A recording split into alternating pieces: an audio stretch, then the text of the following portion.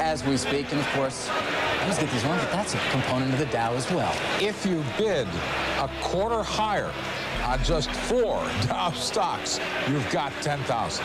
You need 4 Dow stocks to move 1 quarter, and we break Dow 10,000.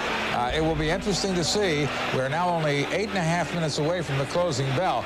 Of course, there is still time for an Elway-like comeback by the Bears.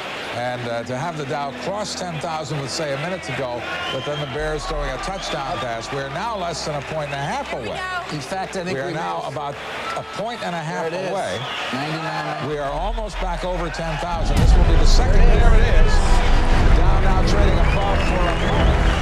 For a tantalizing moment. Traded above 10,000. It is back above 10,000. We've broken above. Do you guys realize that so far in the history of the New York Stock Exchange, the only time the Dow has traded above 10,000, I've been accurate. Is what you're on. Mark, I don't know what the significance of that is, but, sure but we are hanging right at that 10,000 level. Now, of course, you know, now you got to worry about the comeback by the Bears, the 2-minute drill by the Bears to knock this thing back down. They're booing now on the floor of the New York Stock Exchange. Yeah, because it's fallen below 10,000. They're booing because you might be going off. Whoever the That's what they're worried about. whoever the John Elway is of the Bears is now leading a furious comeback and are trying to keep this thing. Well, they've gotten it back down below 10,000.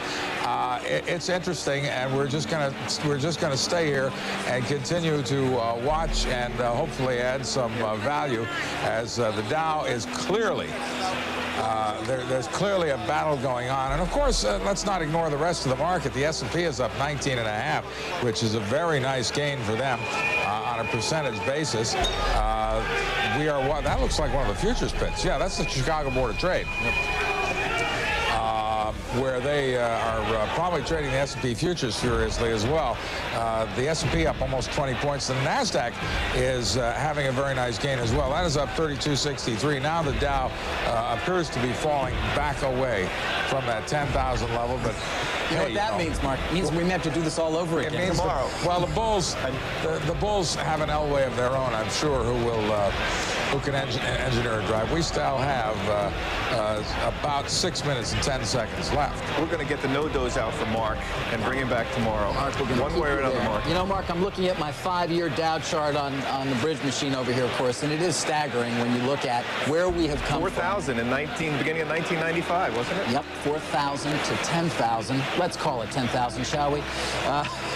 In such a short amount of time, of course. But as many of the people who appear on this program will tell you, it has been a very narrow advance, and as our own Bob Pisani points out, it really has been somewhat narrow advance, but nonetheless an advance. Yeah, but David, is your chart logarithmic or arithmetic? If you look, no, I'm serious. If you look at the Dow on a log chart, which of course measures equal percentage increments are equal, the ascent does not look nearly as impressive as well. It's not as outlandish as it appears on a regular arithmetic chart.